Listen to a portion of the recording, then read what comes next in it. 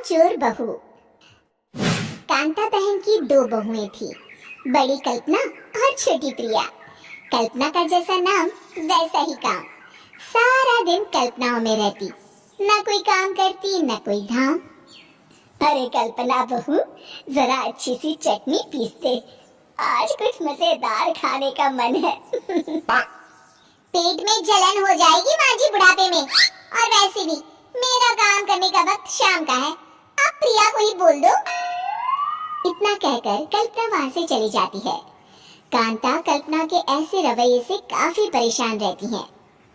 मैं बना देती हूँ माँ चटनी, ऐसा बोलकर प्रिया माँ को चटनी बनाकर प्लेट में खाने को देती है कि तभी वहाँ कल्पना आ जाती है। अरे वाह चटनी, जरा चख कर तो देखो, बड़े दिन हो गए। अरे नहीं बहू, तू तो रहने ही दे चटनी खाना, पेट में जलन हो जाएगी।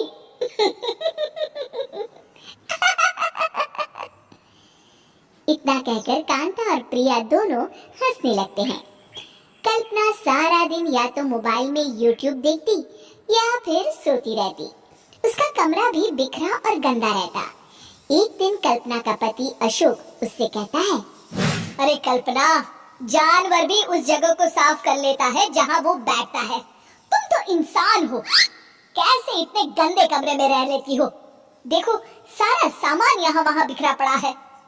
ज्यादा अपनी माँ का बोलना बोलो। हाँ, कमरा तुम्हारा भी तो है, गंदा लग रहा है तो साफ कर लो।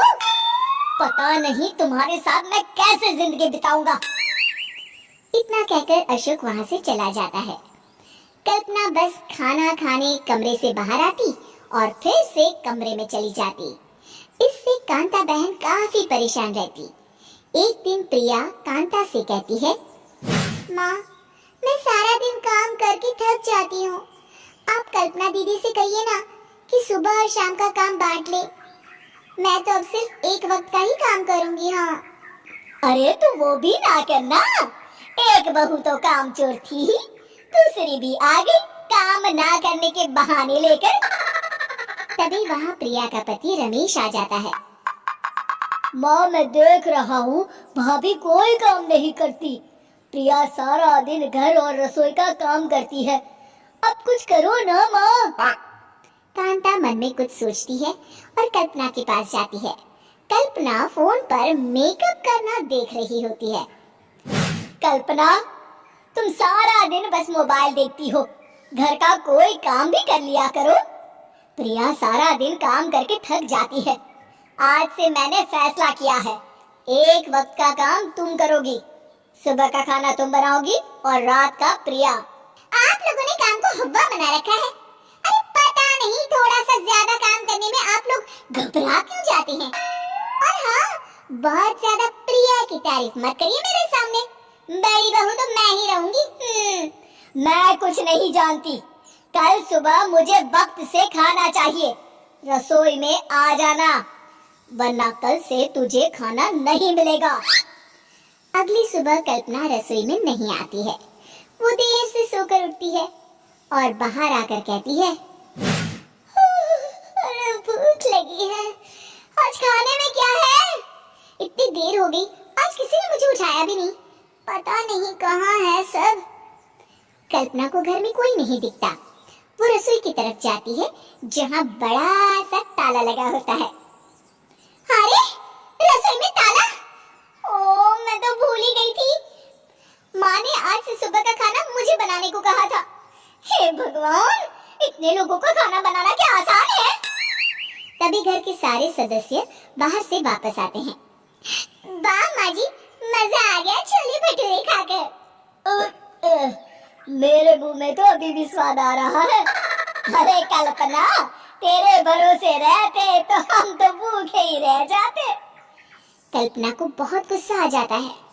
अब बहुत हो गया, आज से मैं अपनी रसोई अलग कर रही हूँ, मैं अपना खाना खुद बना लिया करूँगी।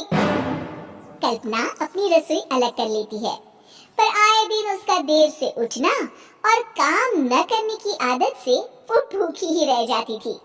उसी के सामने घर के लोग अच्छे अच्छे पकवान खाते और कामचोर कल्पना को जैसे तैसे ही खाना बनाकर खाना पड़ता। पर एक दिन तो हद ही हो गई। माँ, दीदी आज सुबह से कमरे से बाहर नहीं निकली, हमें जाकर देखना चाहिए। सो रही होगी, कामचोर कहीं की। पर तुम कहती हो तो चलो देख लेते हैं उसे। कल्पना कमरे में पेट पकड़कर बैठी होती है। हाय, मेरा दर्द। पेट दर्द के मारे मर रही हूँ मैं।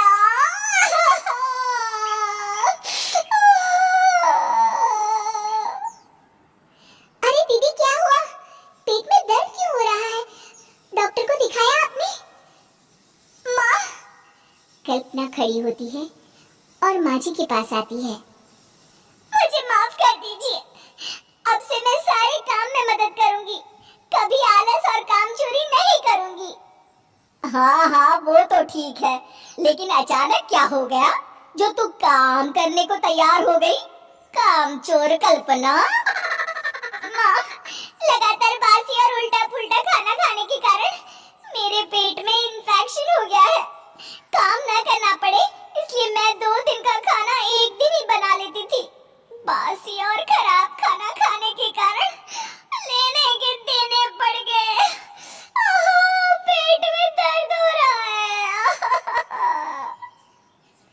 चलो अच्छा हुआ, देर आए दुरुस्त आए।